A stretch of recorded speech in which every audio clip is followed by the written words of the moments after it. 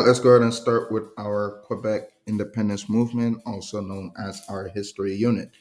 This is going to be quite a long, lengthy note, so make sure you pay attention, grab a notebook and a pen, and let's go ahead and start. Feel free to pause at any time when I'm yapping. Of course, pause to take notes. There's not going to be any highlight. It's second semester. So make sure you see what you think it's important. Focus on the key theme. Little hint, the theme, look at why there's conflict in Canada. Why are people going to battle? Like, why are they hating each other? Look at the conflict and look at the reason why. All right, to start with, the political location of Quebec. We need to know that Quebec is located in eastern Canada. It is the largest Canada provinces and it has the second largest population. As you guys can see, this is Quebec, Canada, Montreal, Quebec. As you guys can see, beautiful. Now, there was a problem with Quebec because in Quebec, French is the official language of business and government in Quebec, and it is spoken by 90% of the people who lives there. Over 50 years, a lot of Quebec citizens have argued that their province should separate from Canada and become its own independent country. Why? If you guys can pause for a second and think about it from what I just said. As we know, Canada speaks English, but first thing first, we can kind of see the first conflict right there. French is the official language of business and government in Quebec and spoken by 90%. We're going to talk more about that. In 1608, the French established the first permanent settlement in New World in New France. Now we call that Quebec. Samuel de Champlain, we're going to show you the picture in about a second, but many French settlers moved there and participated in this highly profitable fur trade. And as we talked about history, I told you guys a lot. A lot of these are based on money. We need to see where the money is going. Money is the number one. So let's see. Great Britain wanted a share of Canada's valuable natural resource, so they fought for French and Indian War in 1763. Some of you guys might know what French and Indian War is from your fifth grade or your elementary school, but we're going to briefly talk about it right here. That's Samuel de Champlain. That's the dude that settled first. He made the first permanent settlement in New World, New France. That's him. Lasting impact. The British won the war and divided Canada into Upper Canada and Lower Canada in 1791. Some of you guys, this might remind you of some event, one event that happened in US. We're going to talk about that later as well.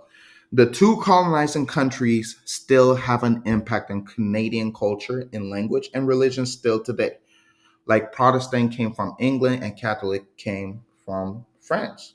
They also influenced tradition, food, architecture, a lot of the thing that is prominent in Canada today. So of course, now you can see why that is very important. I guess that might be my battery. Anyway, so that is a map of Canada in 1791. As you guys can see, there's Hudson Bay up north. But very important, Canada is split to two separate Canada, Upper Canada and Lower Canada. If you guys guessed it right, you would have guessed, of course,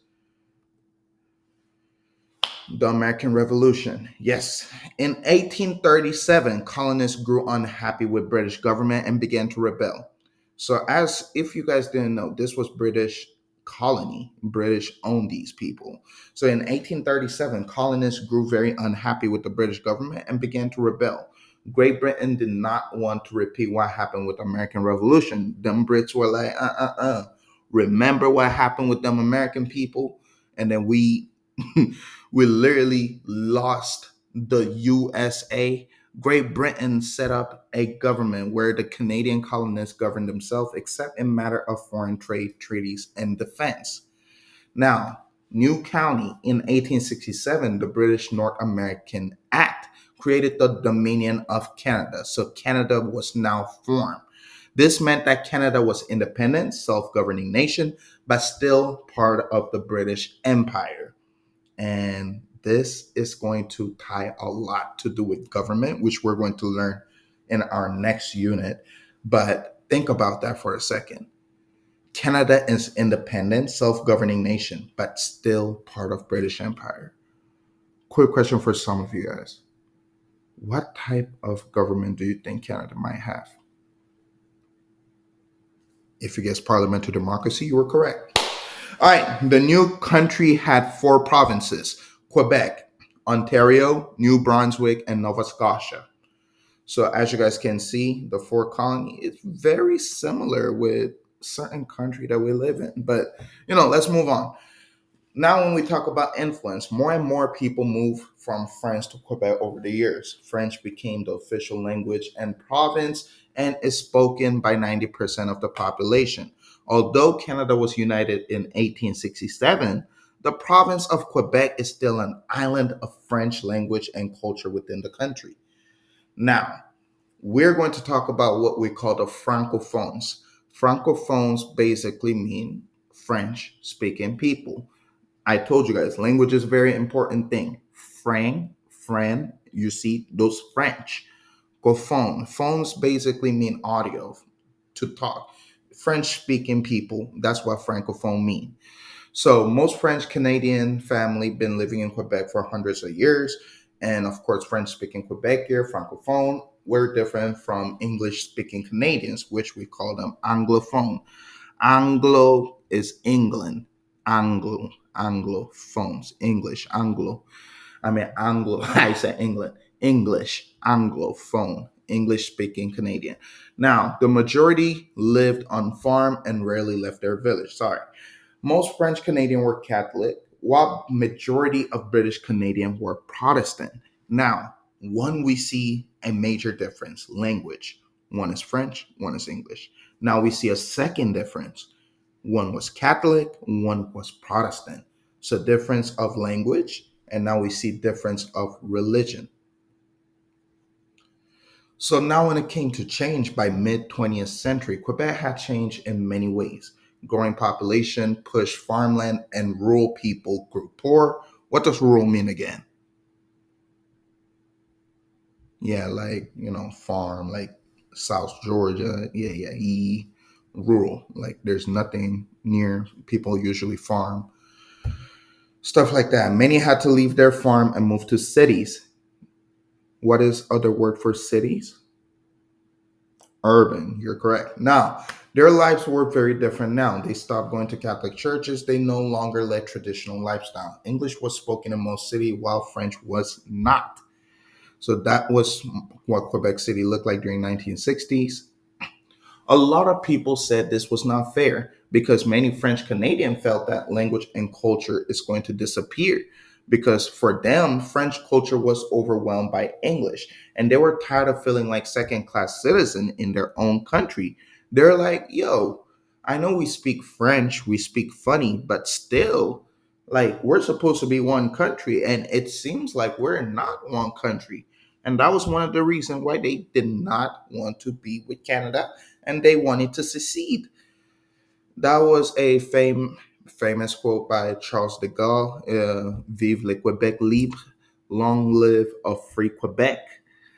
And of course, after the Gaulle speech, many Francophones started to think that Quebec should secede from Canada. Separatists, again, language is very important. Separatists, people that want to separate, wanted Quebec to separate from Canada, central government, and become independent nation. What that means is Quebec is saying, hey, I want to separate from Canada and I want to become independent nation, just like how Canada became an independent nation. They wanted to preserve their own culture, religion, and any identity and not be absorbed into this Canadian society. So why do they want it to separate? These were the key reasons. One, to protect French language and culture. Two, to be treated as equal with English speaking Canadian. Three, other Canadian to respect French language and culture. Four, to preserve French Canadian culture for future generation. So they wanted to preserve their own culture. It's the biggest. So now people that were against it said, one, it ruins national unity and pride. We're supposed to be united, but now you separate, that's going to ruin our pride too. It's going to be result in economic disaster for Quebec. As we talked about, there's few places that brings money in Canada. Quebec is one of those places as well. But if you really think about it, can Quebec really mess with Canada if they were to go on an economic war with Great Lakes? I mean, you got places such as Ontario, you got British Columbia, side of Canadian shell. I mean, it's really not comparable, and make the rest of Canada lose all of Quebec's natural resource, high tech industry, and control of St. Lawrence River and shipping route. So, what happened was most English Canadian felt most French Canadian had always had equal rights and enough representation in the government. So, what happened is national government also argued against secession. They didn't want to be separated. By the way, seceding mean to leave, secede, leave. In 1980 and 1995, the people of Quebec voted whether or not to secede. Both votes were in favor of staying Canadian. Last vote were very close. 49% voted to secede and 51% voted to stay Canadian. In both referendums, Quebec citizens voted to remain part of Canada. And that is why Quebec and Canada today, they're one country. Quebec is not an independent country. It's the same country. It's Canada. But as I told you guys, a lot of people do make fun of Quebec a lot. So in 1982, Constitution Act made Canada bilingual, two official language. So if you go to Canada, you will find yourself in an airport. A lot of people might speak French. They really might be speaking French, especially in like Montreal. They speak a lot of French there. In 1988, Canada's government passed a law giving all Canadians right to preserve their culture and heritage. In 1998, Canada's Supreme Court ruled that Quebec could not secede without consent from all other provinces.